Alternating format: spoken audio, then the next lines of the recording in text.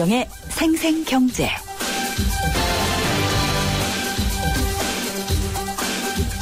안녕하세요. 김은경입니다. 대학 등록금 굉장히 비싸죠. 허리가 휩니다. 등록금을 올리지 말라 이런 여론이 있으니까 대학들이 입학금이라는 명목으로 해서요. 받는 돈을 더 높이는 편법을 쓰고 있다. 이 소식은 얼마 전에 저희 생생경제에서도 전해드렸었는데요. 오늘은 이런 주장이 나와서 눈길을 끕니다. 반값 등록금 정책을 추진하면 경제가 위축될 것이다. 이런 주장입니다.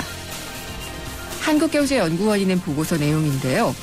인위적으로 등록금을 낮추게 되면은 그렇지 않아도 지금 학력 인플레이션이 엄청나게 심한데 이게 더 심각해질 것이고 청년 실업도 악화될 것이고 또 취업을 위해서 졸업을 미루는 만년 대학생들이 늘어나게 되니까 부실대학이라고 해도 구조조정을 하기 힘들어질 것이다. 이렇게 설명을 했습니다. 그리고 그렇게 되면은 결국 성장률도 낮추게 될 것이고 소득 재분배에도 효과가 별로 없다. 이렇게 분석을 했더군요. 이게 그렇게 되나요? 등록금 얘기가 성장률로까지 확 튀니까 사실 저도 좀 혼란스러운데요. 그렇다고 해서 지금 등록금이 절대적 수준이 너무 높다는 건 인정해야지 될 사실입니다. 부모님과 학생들 목돈 마련하느라 대출받고 아르바이트하고 정말 허리가 휩니다. 반값이라는 말이 갖고 있는 선정성이나 과장은 없지가 않지만 돈 버느라 학업이 버겁지 않을 수 있는 정책, 이건 정말 마련돼야 된다고 생각을 합니다. 참고로 독일은요, 작년부터 대학 등록금 빵원입니다.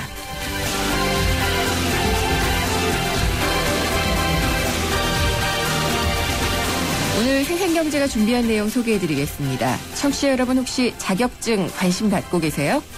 오늘부터 월요일에는요. 어떤 자격증이 유망하고 현재 업계 상황은 어떤지 알아보는 시간을 준비했습니다.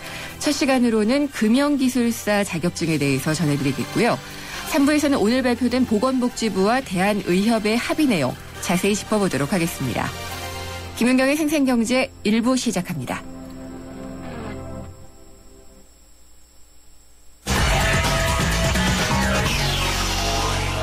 네, 오늘의 증시 상황 SK증권 명동지점 김춘석 부장과 함께 좀 알아보도록 하겠습니다. 안녕하십니까? 네, 안녕하십니까? 네, 증시 알아보기 전에요. 네. 오늘 첫 선을 보인 소장펀드 얘기 좀 먼저 해볼까 해요. 예, 굉장히 마케팅도 많이 했고요. 관심들 많이 가졌는데 뭐 어떤가요? 오늘 막 출시가 된 걸로 나타나고 있는 상태입니다. 네. 그러니까 뭐 소장펀드 그러니까 뭐 늙은이 젊은이 소장펀드 같은데요. 소득공제 장기펀드입니다. 네. 아시는 것처럼 연소득 5천만 원 이하의 근로자만 가입이 가능하게 되어 있고요. 가입한 후에는 연봉이 뭐 8천만 원까지 올라가도 혜택을 받을 수 있다고 하고 있습니다. 가장 중요한 부분은 뭐냐면 2015년 10월 31일까지 연간 600만 원 한도 내에서 가입이 가능하고요. 네. 연말정산 때 납입 금액의 40%까지, 즉 240만 원까지 소득 공제가 가능하다는 점이 가장 큰 장점인 것 같습니다. 특히 이제 분기별 납입 한도가 없이 또 방법의 제한 없이 정기수입 납입도 가입하다는 게 하나의 장점으로 나타나고 있는 상태입니다. 네. 하지만 이게 반대적으로 좀 단점도 있습니다. 가장 큰 단점은 뭐냐면 5년 이상 가입해야 된다는 겁니다. 장기간 묶여야 되는군요. 그렇습니다. 만약에 가입일로부터 5년 미만에 중도 해지를 한다면 그동안 납입한 누계에게 6.6%를 취직을 나가게 되어 있는 상태고요. 하지만 이제 뭐 아시는 것처럼 사망이나 퇴직 이런 어쩔 수 없는 사유, 부득이한 사유를 해지한 경우는 해당되지 않습니다. 그리고 또 하나 마지막으로 아셔야 될 것이 뭐냐면 다른 펀드와 마찬가지로 투자 성과에 따라서 달라지는 실적 배당형 상품이라는 겁니다. 그래서 투자 원금에 손실이 발생할 수도 있다는 부분이고요. 그렇죠. 그리고 예금자 보호 대상이 아니라는 점도 하나의 단점이 될 수 있을 것 같습니다. 그러니까 조심해서 위험을 감수하고 장기간으로 가입하실 의지를 가지고 가셔야 될 것 같아요. 그렇죠? 예, 어느 정도는 위험 감수를 하셔야 될 것 같습니다. 네, 오늘 시장은 뭐 마지막에는 조금 오른 것 같기도 하던데 어떻게 끝났어요? 지수는 플러스 한 6.3 정도로 올랐습니다. 코스피 지수가. 그래서 1927 정도로 끝났는데요. 코스닥 쪽이 많이 안 좋았습니다. 1.55%, 8.45포인트가 빠져서 535로 끝났는데 실질적 지수보다는 아주 체감 지수는 아주 엄청나게 많이 빠진 그런 상황이 될 수 있을 것 같습니다. 거래소 쪽에서도 외국인이 한 2,270억 정도 팔았고요. 코스닥에도 273억 정도를 팔았는데 오히려 거래소 쪽에서는 뭐 개인 매수세, 그다음 기관 매수세가 좀 들어오면서 오히려 그 지수가 플러스 7.10% 정도 올랐고요. 코스닥 쪽에서는 개인이 820억 정도 받아냈지만 하락을 막지 못하는 그런 모습을 보여가지고 대조를 이루고 있습니다. 왜 그러면은 외국인들도 이렇게 팔고 예 그동안엔 좀 선전했던 중소형 이런 코스닥 쪽도 좀 빠지는 걸까요? 저번에도 한번 말씀드린 적이 있는 것 같은데요. 네. 롱숏 펀드라고 많이 들어보셨을 네. 겁니다. 그러니까 되는 종목은 사고 안 되는 종목은 공매도를 치고 예. 이런 부분인데 그러다 보니까 거래소에 있는 종목들 보다 보면 예를 들어 조선주라든가 자동차주, 화학주 뭐 이런 종목군들 쭉 보게 되면 상상외로 좀 많이 빠진 종목들이 눈에 띄실 겁니다. 그것들이 대부분 농수 펀드의 영향이다 이렇게 보고 있는 상황인데요. 예. 반대적으로 이제는 어느 정도 많이 빠졌다는 그런 인식이 이제 들어와 있는 거죠. 그리고 반대적으로 코스닥 쪽에 있는 중소형주들 같은 경우는 오히려 좀 많이 올라왔다 이런 어떤 인식이 퍼진 것 같아요. 네. 그러다 보니까 거래소에 있는 종목군 쪽으로는 이제 보통 숏 커버링이라고 많이 하는데 공매도를 쳐놨던 주식을 다시 사서 채워 넣는 것을 말합니다. 네. 그런 어떤 매수가 들어오다 보니까 거래소에 있는 종목들 대형주들이 좀 올라가는 모습을 보였고 코스닥 쪽에도 그동안 강세를 보였던 뭐 엔터테인먼트 관련주라든지 뭐 게임주라든지 이런 종목군들 쪽으로는 좀 급격하게 하락하는 그런 모습을 또 나타난 것 같습니다. 예. 사실 방향이 어디로 갈지 계속 오락가락하는 것 같네요. 아무래도 지금 보게 되면 일단 중국까지 어떤 이슈는 어느 정도 마무리되는 그런 모습이에요. 네. 지난주에 이제 전인대가 끝났고요. 그런데 이제 우리가 쉬는 날 동안 중국 그 인민은행이 발표를 했지 않습니까? 예. 위안화의 일일 변동 허용폭이 늘었어요. 2%포인트로 늘었죠. 예. 1%에서 2%니까 거의 2배로 늘어났는데 네. 이게 이제 금융 자유화라는 측면에서 보게 되면 장기적으로는 긍정적입니다. 하지만 단기적으로 보게 되면 시장 변동성이 그만큼 커질 수가 있기 때문에 당분간 특히 이제 이번 주 같은 경우는 좀 그 반응이 좀 될 걸로 보여지고 있고요. 그다음에 또 하나는 이제 유럽 쪽이 되겠죠. 그 우크라이나 쪽에서 그 크림반도 크림 네. 자치정부의 투표 결과가 나왔는데 뭐 거의 96%에 육박하는 찬성률이다 이렇게 나오고 있는 상태입니다.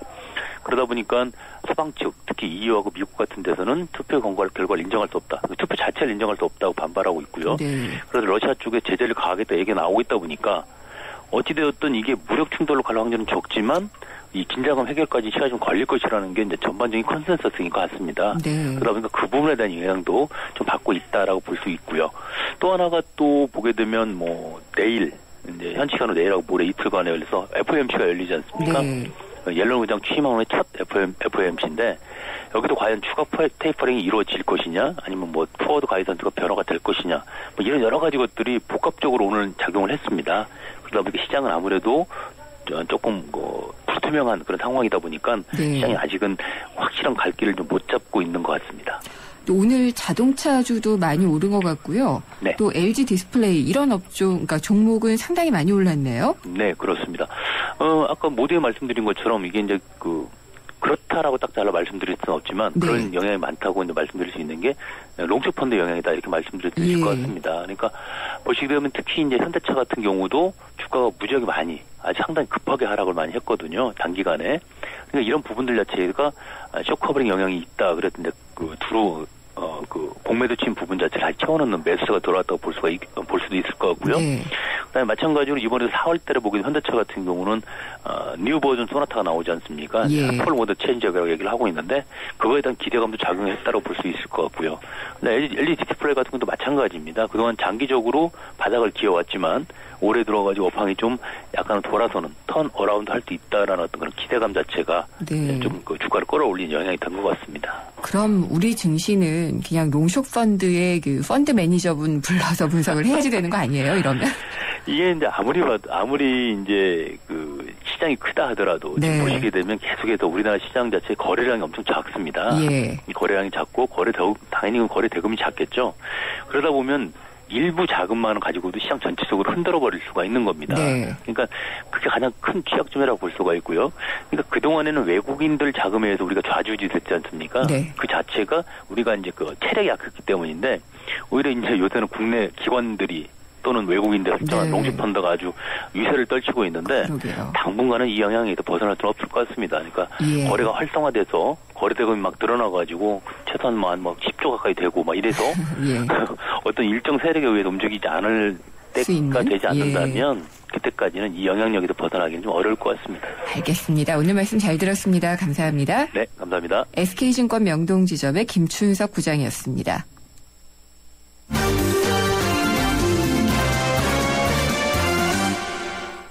오늘의 주요 경제 뉴스 정리해 보겠습니다. 한국일보의 이성철 산업부장입니다. 안녕하십니까? 안녕하세요.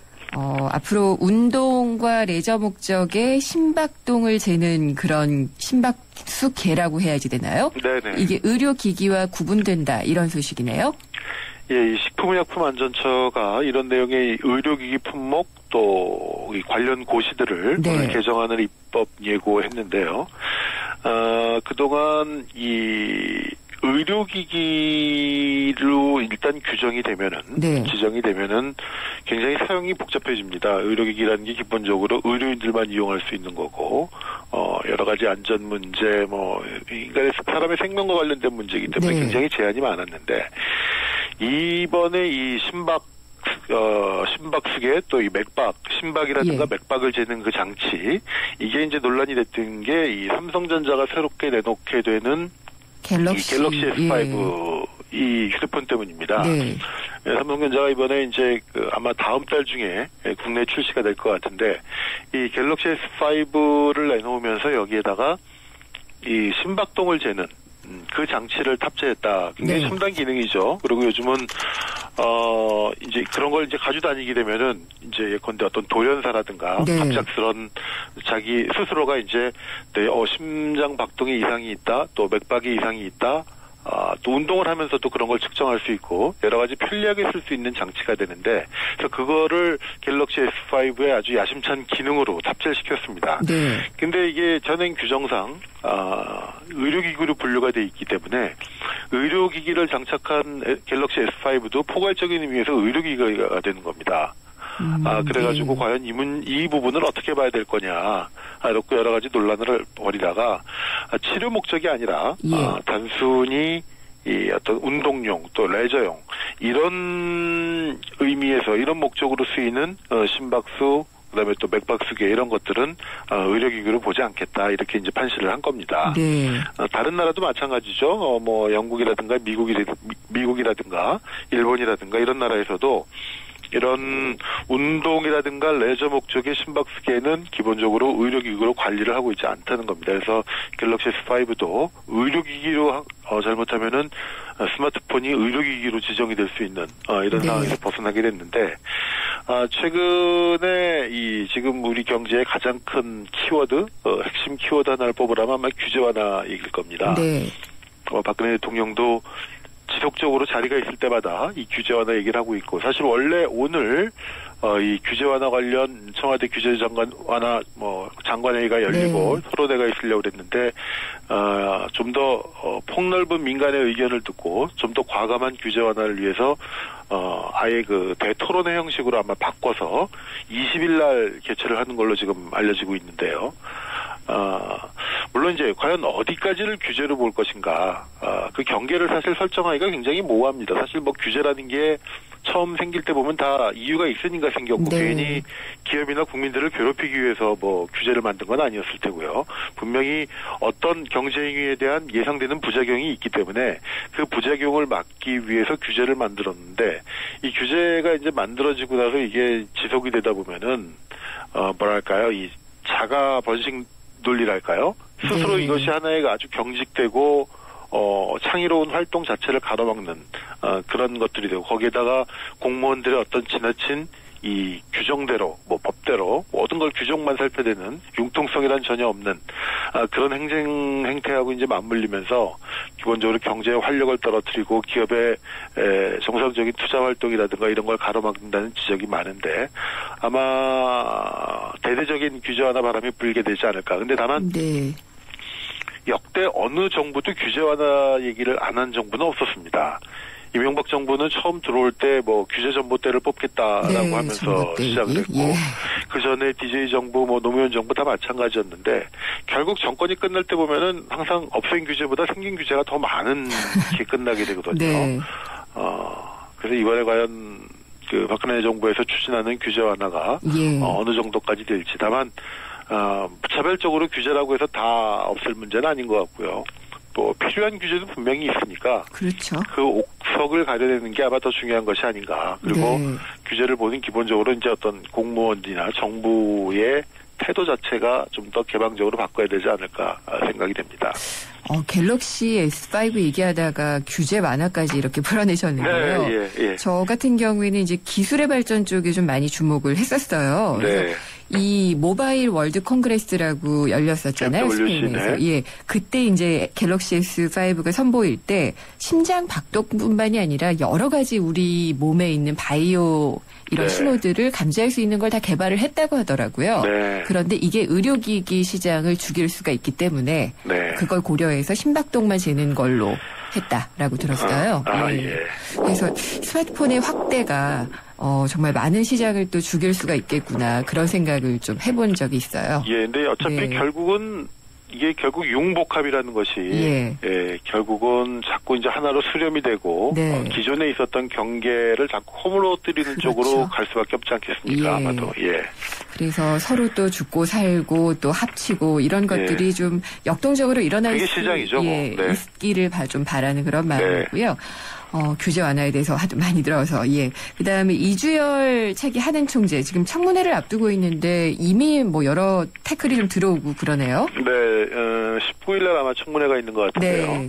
그 앞두고 이제 각 의원실에서 보내온 질의에 대해서 몇 가지 이제 서면 답변을 보낸 것이 이제 지금 언론에 보도가 되고 있습니다. 우선 한국은행의 어떤 감독 기능에 대한 어떤 역할 확대 이런 거를 좀 얘기를 했습니다.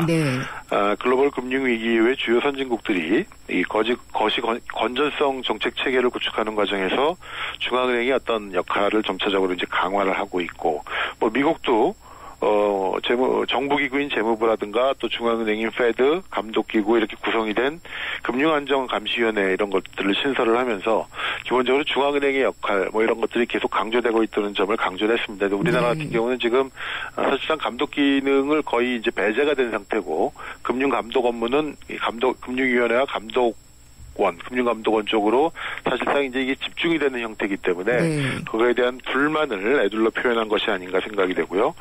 최근 논란이 되고 있는 저물가 상황 이거에 대해서는 절대 디플레가 아니다라고 얘기를 했습니다. 걱정할 단계 아니고 디플레라는 건 만약 오게 되면은 정말로 심각한 상태가 올 수 있기 때문에 분명히 미리미리 대비를 해야 되겠지만 적어도 지금 단계에서 디플레 걱정은 안 해도 될 것 같다. 이런 얘기도 했다고 합니다. 디플레 걱정 안 해도 되면 다행인 것 같네요. 그런데 뭐 저축은행에 뭐 재산을 맡겼을 때의 이야기도 많이 나오고 도덕성 검증 얘기도 나오는데 그런 것들은 아직은 답변이 다 안 되고 있겠죠? 조각조각 나온 얘기들을 보면은 이제 정보를 어떤 미리 알고 뺐거나 그런 거는 지금 없는 것으로 대체로 얘기가 나오고 있는 것 같습니다. 그리고 종합편성 채널이 오늘 재승인을 조건부로 받았죠? 유지가 된 건가요? 유보가 된 건가요? 일단 사실상 받은 겁니다. 그러니까 오늘 일단 점수가 공개가 됐고요. 그러니까 650점 이상을 받아야지만 재승인이 되는데 일단 다 650점이 넘은 것으로 나왔습니다. 최종 재승인 결정은 19일쯤에 나올 것 같은데 지금 종편 채널 3군데, 그러니까 TV조선, JTBC, 채널A, 그리고 보도 채널 뉴스Y 여기가 다 재승인 기준을 넘겼다고 합니다. MBN 같은 경우는 11월이 승인 기간이 끝나기 때문에 아마 그때 별도로 해야 될 것 같은데 다만 몇 가지 미비점이 있어서 이거를 좀 보완하는 쪽으로 그래서 조건부 재승인을 받게 될 것으로 보이는데 재승인은 재승인이죠. 다만 지금 종편 이번 승인과는 관계없이 과연 지금 종편 채널이 종합편성 채널로 재기능을 하고 있느냐 이 부분에 대한 논란은 계속 지적이 되고 있고 그렇기 때문에 언론단체나 이런 쪽에서는 이번 재승인을 두고 이 방통위가 종편 감싸기에 나선 것 아니냐 강하게 문제를 제기하고 있다고 합니다. 사실상 통과를 한 거니까요. 네, 그렇습니다. 알겠습니다. 오늘 말씀 잘 들었습니다. 네. 한국일보 이성철 산업부장이었습니다.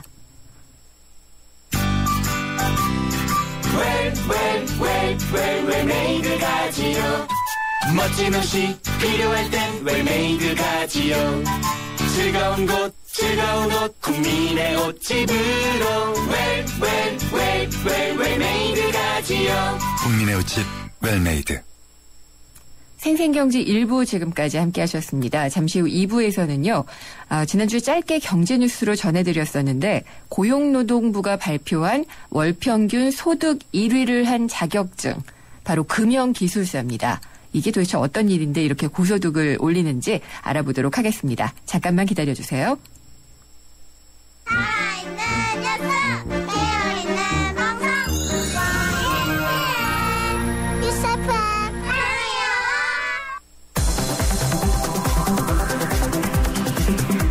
한 걸음 더 경제와 가까워지는 오후 김윤경의 생생경제.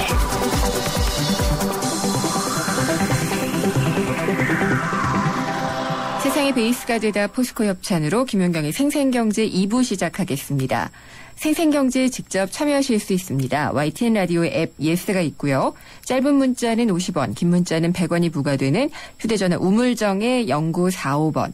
트위터는 YTN_이코노미고요. 웹사이트로도 보내주십시오. 여러분의 많은 의견 기다리겠습니다.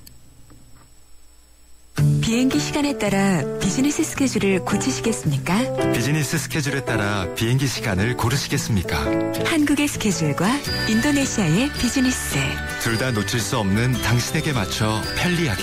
대한항공 자카르타 주 10회 운항 4월 2일부터. Excellence in Flight, Korean Air. 네, 피자헛입니다.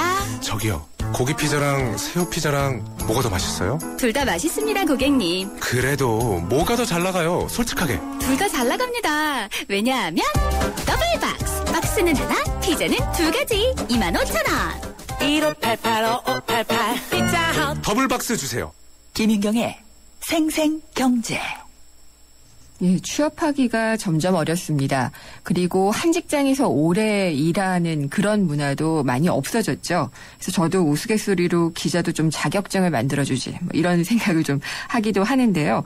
우리가 알고 있는 자격증, 모르는 자격증이 훨씬 더 많습니다. 숨어있는 여러 자격증에 대해서 알아보고요. 관련 전문가를 통해서 얘기를 들어보는 시간을 오늘부터 매주 월요일에 가져볼까 합니다. 그리고 아까도 말씀을 드렸지만은 고용노동부가 최근 3년 동안 국가 기술 자격을 취득자들의 취업률 같은 것들을 분석을 해서 자료를 공개를 했는데 가장 월평균 소득이 높은 자격증 분야, 바로 금형기술사로 나타났습니다. 금형기술사, 뭔가 금속을 만지는 것 같기도 하고 뭘 하는지 정확하게 모르겠는데요. 이게 대체 어떤 직업인지 사단법인 한국금형기술사회의 박균면 회장님과 전화로 알아보도록 하겠습니다. 회장님 안녕하십니까? 네, 안녕하십니까? 네, 박균면입니다. 안녕하십니까? 예, 금형이라는 단어가 싹 들어오지는 않아요. 이게 어떤 일을 하는 건가요? 네, 다소 이제 생소한 부분이라 할 수 있는데요. 금형이라는 것은 모양을 같은 모양을 대량으로 만들어내는 도구라고 말씀드릴 수가 있고요. 네.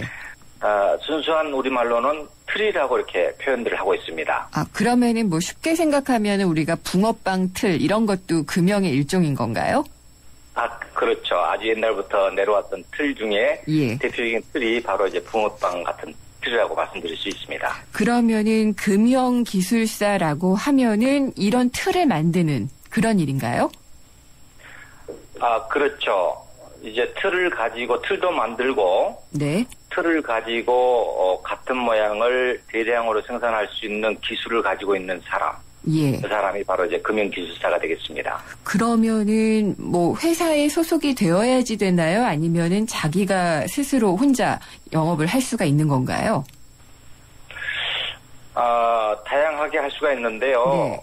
그 조직에 속해서 기업에서 이제 종업원으로서의 활동을 하는 전문가도 있고, 또 그 기술사 사무소를 개설을 해서 독립적으로 그 기업 활동을 할 수도 있고, 또 그 설계 전문 기업으로 이렇게 만들어 가지고 활동도 할 수 있고 그렇습니다.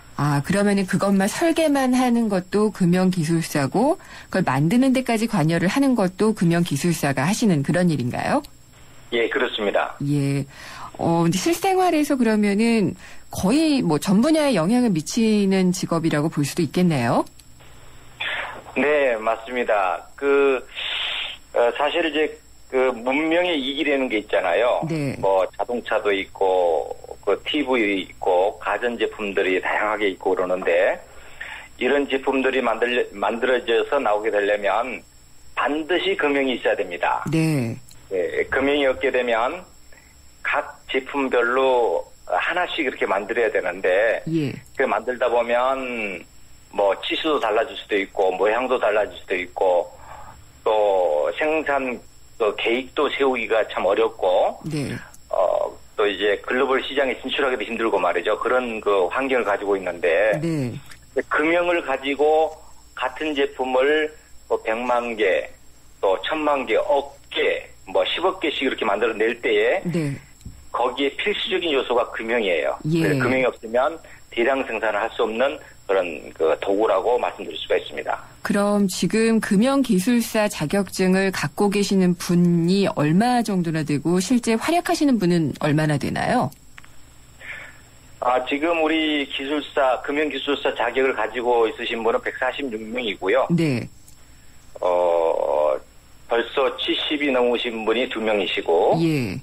60이 넘으신 분이 10여 명이 넘는데도 불구하고, 또 정년됐지만, 네. 사실 금형기술사 자격을 가지고 있으면 건강이 허락할 때까지는 계속 일할 수 있는 그런 독특한 자격증이라고 말씀드릴 수가 있습니다.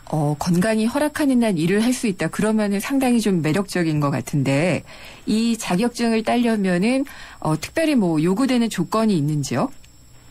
뭐 어떤 걸 전공을 했었어야 된다라든지 그런 게 있나요? 그렇죠. 사실 이제 이공계하고 이제 인문계가 있지만 네. 이공계를 수학을 하고 나면 최소한 기업에 들어가서 네. 직장에 들어가서 한 5년 이상 정도 경험을 갖게 되면 예. 시험을 볼 수 있는 자격이 주어지는데요. 네. 이제 이론 시험이 있고 그다음에 면접 심층 면접을 한다는 건 뭐냐면 현장에서 겪은 여러 가지 경험들을 네. 실질적으로 경험했는지를 이렇게 물어보는 면접 시험이 있고 그렇습니다. 그러면 지금 말씀해 주신 것을 들으면은 일단 이공계열에서 공부를 한 경험이 있어야지 되는 것 같고 거기서 일한 근무 경력도 있어야 되는 것 같거든요. 그런가요? 그렇죠. 일한 예. 그 분야에서 일한 경험이 없으면 네. 응시 자격이 안 되는 거죠. 그렇군요. 근데 응시할 수 있는 나이대에 대한 제한은 없나요? 그건 없습니다. 나이 제한은 없고요. 나이 제한은 없고요. 예. 지금 50이 넘으셔서 응시에 합격한 우리 회원들도 있고요. 네.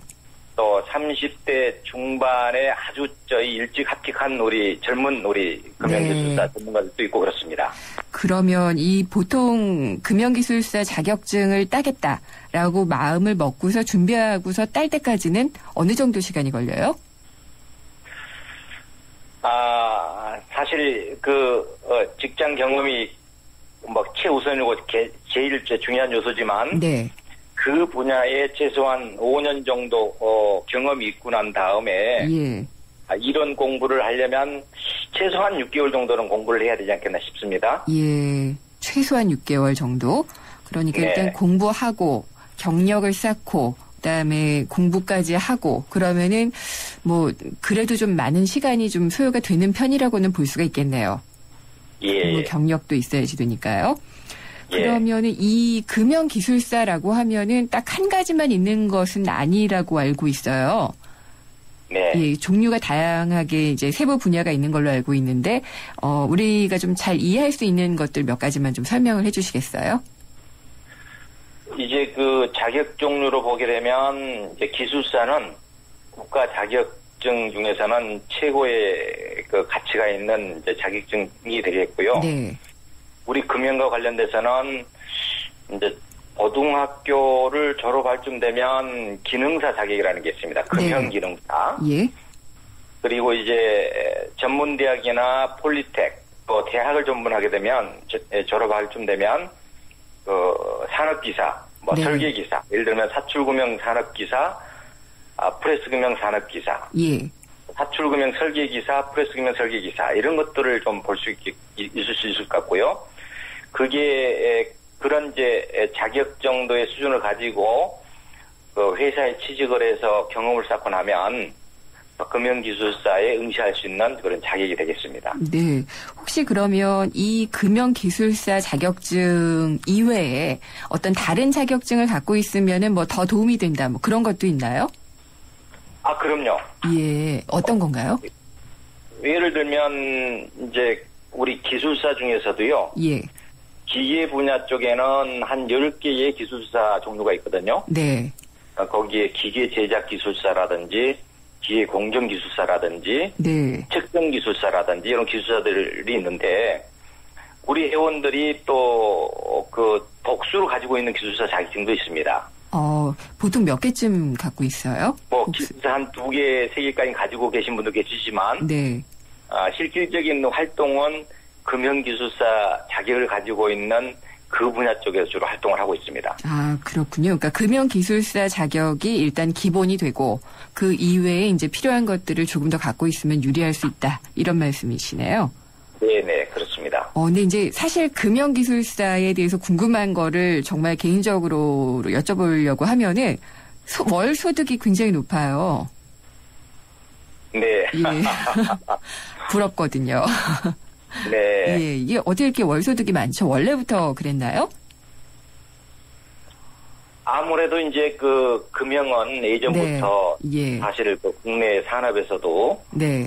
굉장히 그 스페셜한 직종으로 그 분류가 돼 있기 때문에 금융 기술을 가지고 있는 사람들은 사실 지금 현재 그 기업에 네. 수많은 요청이 있다 할지라도 없어서 못 보내는 형태네요. 그렇군요. 예. 네.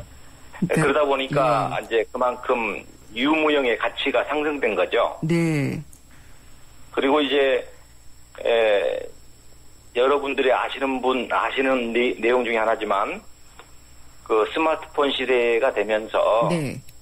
사실 그 애플이 아이폰을 출시할 때 아이폰, 스마트폰이 어떤 형태로 나올지 아무도 예측을 못했단 말이죠. 네. 그 예측을 못했던 이유 중에 하나가 뭐냐면 그 형상도 알 수 없을 뿐만 아니라 내용도 알 수 없는데 그 형상과 내용, 디자인이 어디서 나오냐면 금융에서 나와요. 모양을 짜는 틀에서? 네. 예. 그러다 보니까 애플이 그 금융기술만큼은 아웃소싱을 하지 않고 네. 본사에 두고 있었어요. 아, 그랬군요. 예. 네네. 그런 일이 있은 이후에 네. 우리 이제 삼성전자나 LG전자나 이런 그 스마트폰 업체들이 금융의 중요성을 네. 인식하고 예. 급기야 예전에 다 이렇게 퇴출시켰던 금융 사업부들을 네. 다시 이렇게 설립해서 네. 그 핵심 기술, 그다음 신상품에 대한 기술들은 외부에 노출되지 않고 자사 내에서 다 이루어지는 거죠. 방송 들으시면서 귀가 솔깃해지시는 분도 있을 텐데, 그러면 이 금융 관련한 자격증에 도전을 하려면은 어디서 좀 도움을 얻을 수가 있을까요? 네. 이제 저희는 그 기계 분야에서도 또 유일하게 그 산업통상자원부의 인가를 받아가지고 네. 사단법인 한국금융기술사회를 운영하고 있습니다. 네. 네, 사단법인 한국금융기술사회에서는 그 매년 한 차례씩 그 한국금융 비전 포럼을 개최를 해요. 네. 금년에는 이제 6월 26일 네. 여의도 한국거래소 대강당에서 있을 예정인데요. 예, 아직 안 했네요, 다행히. 예. 네, 6월 26일입니다. 네.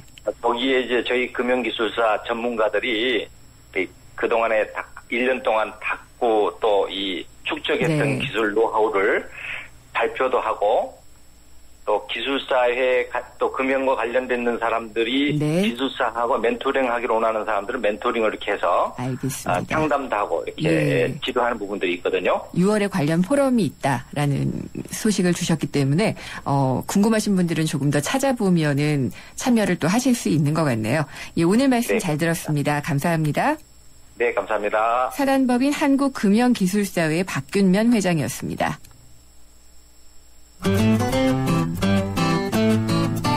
생생경제를 다양하게 만나는 방법. YTN 라디오 앱 예스와 웹사이트 김윤경의 생생경제 또는 트위터 YTN_이코노미로 실시간 듣기와 다시 듣기를 하실 수 있고 방송 내용에 대한 문의와 의견을 주실 수 있습니다.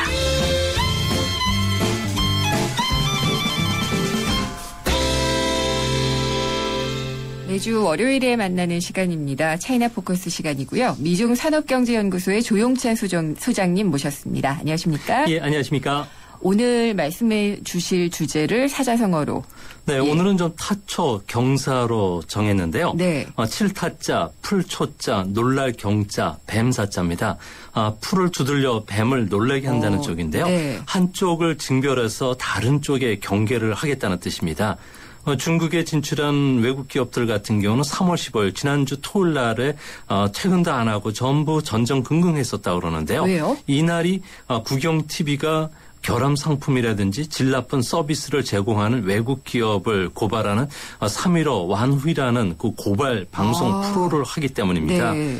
중국에서 시장을 잃으면은 사업 기회를 모든 것을 잃기 때문에 시범 케이스에 걸리지 않으려고 그 외국 기업들은 전전긍긍했었다 그러는데요. 이번엔 어디가 걸렸나요? 네, 이번에는 그 원래 일본 기업이 아마 시범 케이스에 걸릴 것이라는 이야기가 계속 돌았는데요. 네. 막상 뚜껑을 열고 보니까 예상대로 일본의 그 니콘 카메라가 걸렸습니다. 오, 그랬군요. 예, 사진을 그 촬영할 때 보면 갈갈이라고 부르는 그 찍은 사진에 무수한 검은 점들이 나타나는 결함이 발견이 됐다고 그러는데요. 네. 외국 기업들 같은 경우에는 시진핑 정부 이후에서 아주 엄격하게 본보기를 보여주기 위해서 엄격한 조사를 하고 있습니다. 이 때문에 이번에 걸렸던 니콘 카메라 같은 경우는 바로 방송이 나간 뒤에 판매가 금지당하는 그 조치를 당했다고 합니다.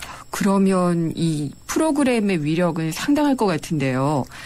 니콘 카메라 말고 이전에는 뭐 어떤 것들이 걸렸었나요, 여기에? 네, 해마다 외국 기업들이 그 대상이 됐었는데요. 네. 2010년만 하더라도 삼성전자가 걸리기도 했고요. 그 이전에는 네. 금호 타이어도 걸렸습니다.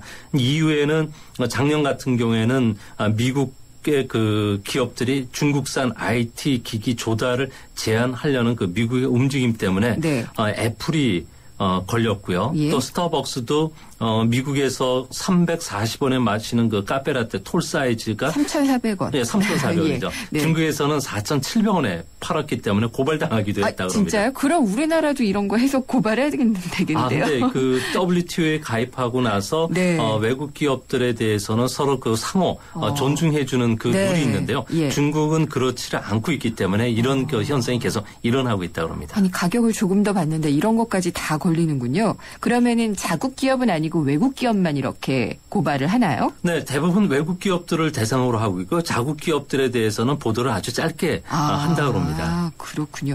우리나라 기업도 삼성전자가 걸렸었다고 하니까 상당히 좀 조심해야 될 것 같아요. 네, 아무래도 한국 기업들의 그 품질 관리라든지 고객들에게 양질의 글로벌 표준 앱더 서비스를 제공을 해줘야 되는데요. 그동안에 우리나라 기업들 같은 경우에는 그 대리점의 연수 회의 참가자들을 부풀려서 리베이트를 조성하기도 했고요. 네. 공무원들에게 관계자나 뇌물을 주는 행위라든지 소비자의 대응에 소홀하면서 판매 촉진을 위해서 과대 광고를 하는 그 행위가 중국에서 종종 적발이 됐다고 합니다. 네. 이제는 그 중국에서 이런 기업들을 퇴출하겠다는 그 강한 자세를 네. 보여주고 있기 때문에 우리도 미리 좀 대처해야 되지 않나 보여집니다. 이런 걸 보면은 사회주의 국가 맞는 것 같아요. 네, 그렇죠. 네. 그리고 인민은행이 미국 달러화에 대해서 위안화 변동폭을 확대를 했죠. 뭐 예상은 조금 됐었는데 이렇게 변동폭을 높인 이유는 뭔가요? 네, 아무래도 미국의 양적 완화 축소로 인해서 그 한머니들 유입이 좀 최근에 줄고 있는데요. 이 때문에 위안화 변동폭을 확대하더라도 위안화 절상 압력이 좀 약해질 거로 기 때문입니다. 네. 또한 이번 주에 그 시진핑 국가주석이 유럽 4개국을 방문하고요. 그리고 제3차 핵 안전보장 정상회의가 네덜란드 헤이그에서 있습니다. 여기에 참석을 하는데요.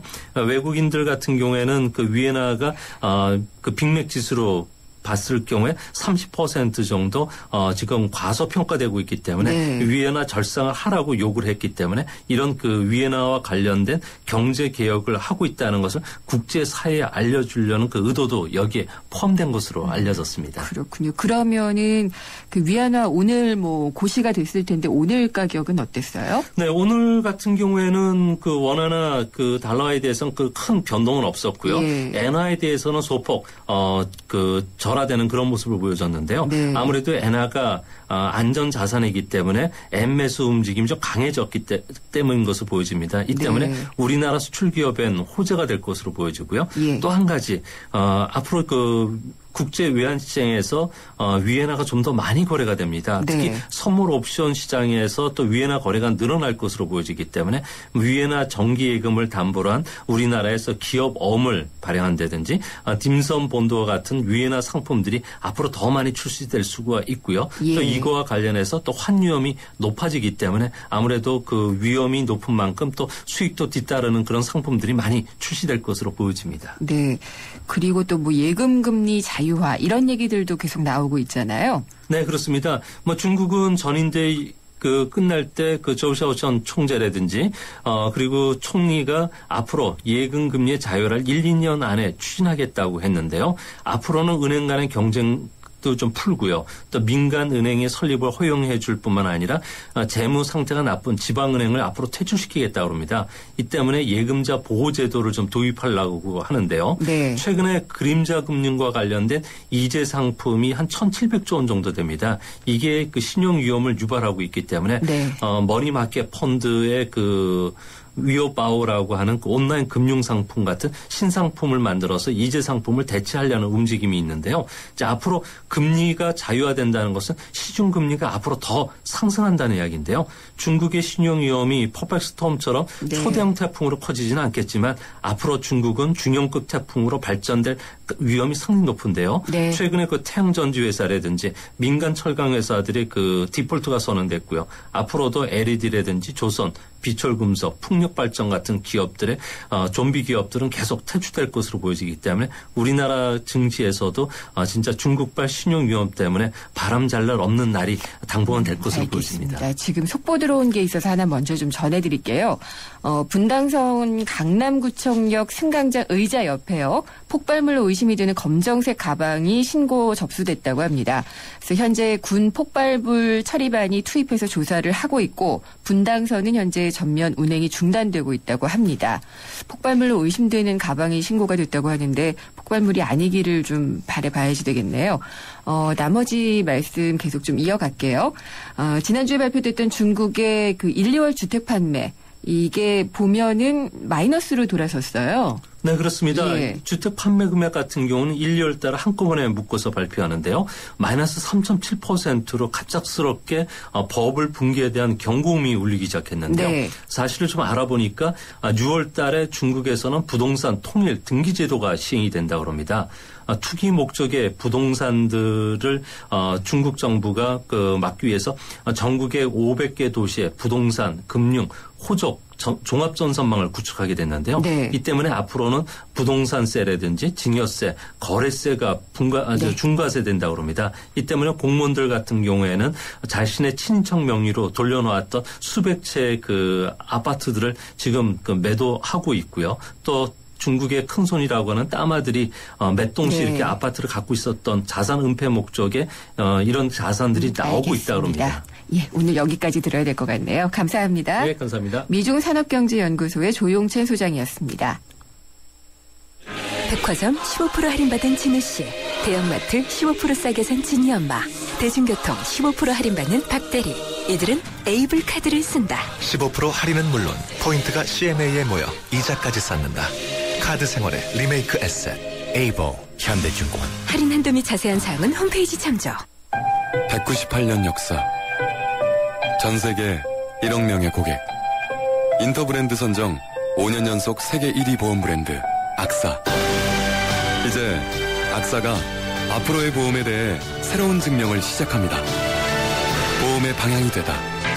악사 다이렉트. 당신의 베이스 캠프는 어디입니까?